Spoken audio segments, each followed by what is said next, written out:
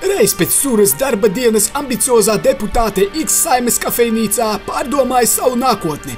X karoja pēc jaun ieceltā ministra Y portfeļa, un pēkšņi X iešāvās doma iegāzt Y un dabūt viņa posteni. Fuj, kas tas ir pa ministru ar šādu frizūru, turklāt parakstīns man toši ir glaunāks. Reiz, kad uzbarojies Y ierasti aizmiga parlamenta sēdē, ambiciozā deputāte X pielavījās ministram un pārliecinājusies, ka viņš tiešām iegrimis dziļā miegā, sagrāba portfeli un taisījās skriet projām. Taču modrs ministrs stingri turējis pie savas vietas. Oi, pardon. Meitenīti, ja tu atmaksāsi visus manus kredītus, es tev šo portfeli pats atdošu. Šoreiz ministrs runāja taisnību.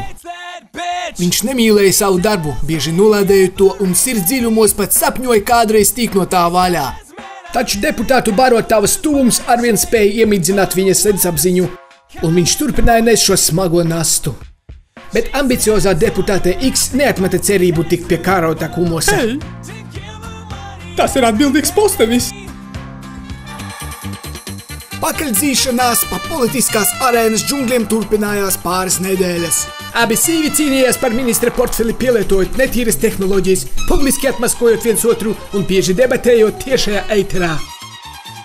Ak, tu kāza tāda! Saņem.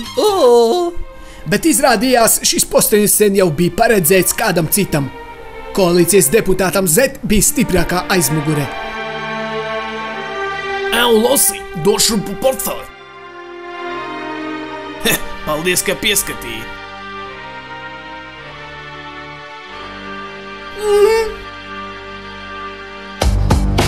Y paspēja šo to sakrāt, bet X palika viņas sapņi un deputāta nožēlojamā alga.